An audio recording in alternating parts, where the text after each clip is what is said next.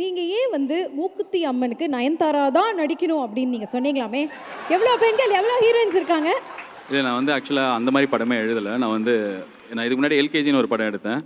அந்த படத்துலையும் வந்து I went and approach only people who will say yes to me. என் மேலே நம்பிக்கை வச்சு என்கிட்ட எஸ் சொல்கிறவங்களும், பிகாஸ் எனக்கு வந்து யாருக்கு தெரியாதவங்களுக்கு போய் சொல்லி அவங்க இது நல்லா இல்லை, பிடிக்கல, இல்லை இவனை நம்பி நம்ம பண்ணுமான்ற தாட் வந்துட்டால் என்னோட கான்ஃபிடென்ஸும் போயிடும்.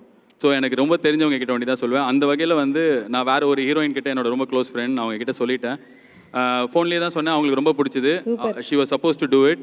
திடீர்னு ரேண்டமாக நயன்தாராவும் என்னோட ஃப்ரெண்ட். ஸோ அவங்க வந்து என்ன எல்லாருக்கிட்டையும் சொல்கிறேன், என்கிட்ட சொல்லவே இல்லையா அப்படி கேட்டாங்க.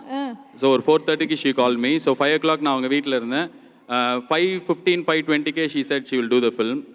மற்றபடி இந்த மாப்பிள்ள சொம்பு இருந்தால் தான் தாலி கட்டுவார் அந்த மாதிரி அதெல்லாம் இல்லையா? அதெல்லாம் அப்ப யாரோ ஏதோ ஒன்று சொல்லி குழப்பி விட்டுருக்காங்கன்னு நினைக்கிறேன். இல்லை, இது வந்து அகைன் இது வெறும் வந்து நான் மீனா மேம் கீழே பார்த்து பேசிகிட்டு இருந்தேன். அவங்க வந்து பாளையத்தமிழில் வந்து எப்போ ஓட்டி பார்த்தாலும் 45th minute 17th minute 90th minute எல்லாத்துலேயும் பச்சை கலர் அம்மனாவே இருப்பாங்க. ஸோ இந்த படத்துக்கு அம்மன் படம்ன்றதுனால நிறைய ரெஃபரன்ஸ் வந்து பார்த்துட்டு இருந்தபோது வெறும் அம்மன் படமாக இருந்தால் இன்றைக்கி நாளைக்கு கரெக்டாக இருக்குமான்னு தெரியல. There is lot of divide among us. People are trying to divide us. So எங்கேயோ ஒரு இடத்துல ரொம்ப ஸ்ட்ராங்கான ஒரு சாமி படம் வேறு நம்ம கிரியேட் பண்ண கடவுள் வர்சஸ் நம்மளை கிரியேட் பண்ண கடவுளுக்கு ஒரு படம் பண்ணணும்னு தோணுச்சு. ஸோ அதுதான் மூக்குத்தி அம்மன்.